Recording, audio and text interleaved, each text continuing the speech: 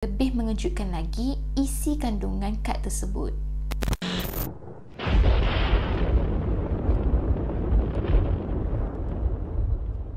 Hari ini kita nak bahaskan kisah pembunuhan di Flat 58 Geylang Bahru. Jadi jangan lupa untuk klik like, share dan subscribe.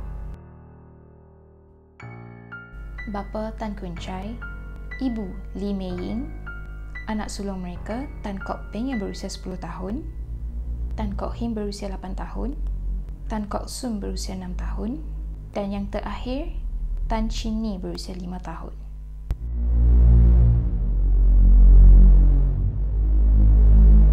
Pada 6.35 pagi, Tan Kun Chai bersama isterinya iaitu Lee Mei Ying telah keluar bertugas. So mereka ni menyediakan perkhidmatan minibus di mana mereka ni akan mengambil dan menghantar pelajar ke sekolah.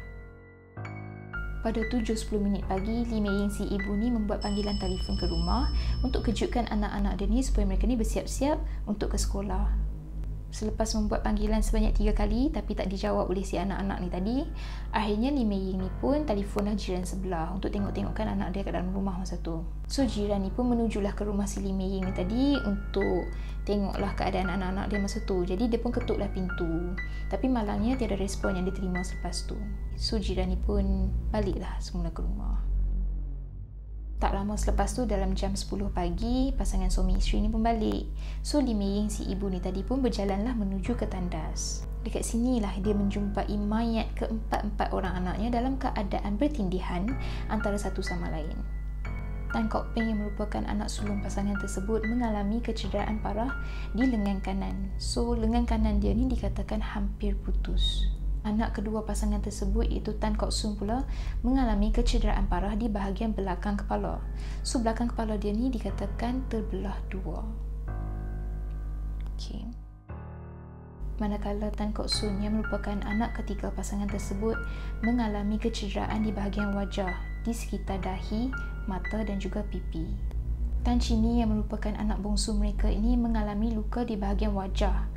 Dan ketika mayat Tan Chin Ni ini ditemui, dia ni dikatakan dalam keadaan memeluk bantal. Report yang dikeluarkan oleh ahli patologi ini mendedahkan bahawa mangsa-mangsa ini mengalami kecederaan ataupun luka kelar sebanyak 20 kali di bahagian kepala dan juga badan. Semasa siasatan dijalankan, ada beberapa helai rambut dijumpai di tangan kanan si Kok Peng iaitu si abang sulung tu tadi. Jadi tim penyiasat ni pun beranggapan sekiranya si abang ni tadi mungkin bergelut dengan penjenayah tersebut sebelum dia ni dijumpai mati. Tetapi hasil siasatan menunjukkan bahawa helaian rambut tersebut merupakan milik Kok Peng sendiri, bukanlah milik penjenayah tersebut.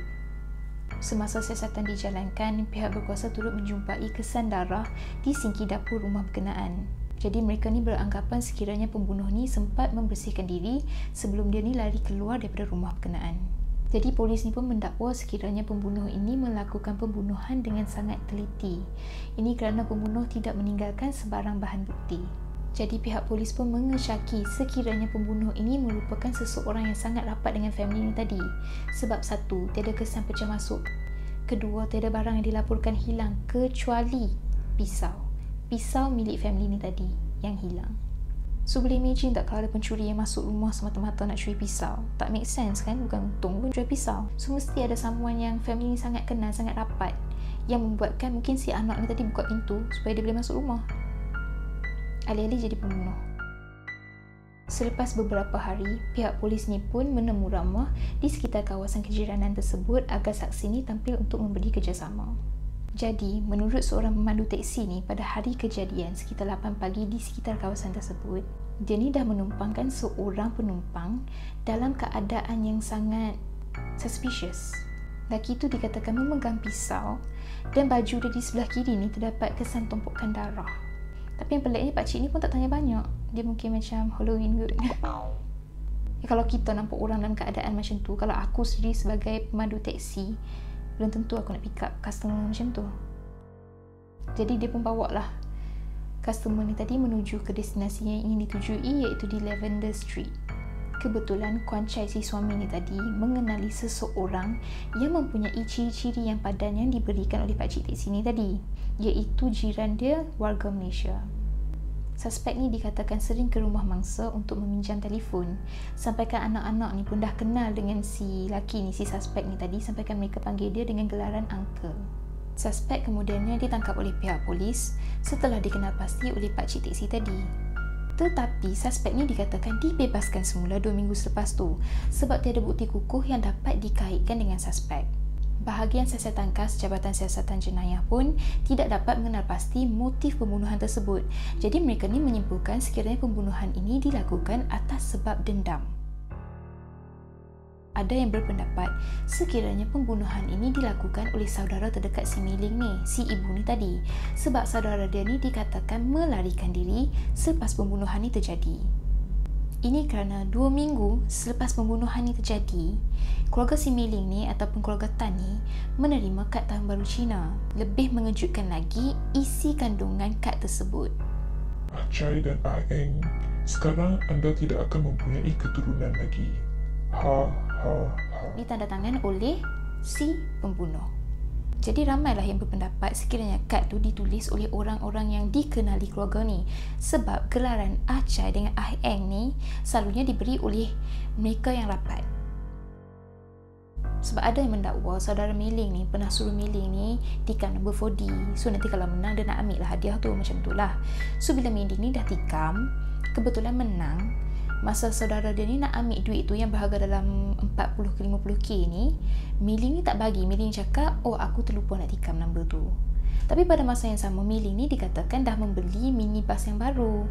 Jadi saudara dia ni menganggap sekiranya Mei Ling ni dah guna duit yang dia menang tu, yang sepatutnya jadi kepunyaan dia ni, tapi Mei Ling dah guna pakai.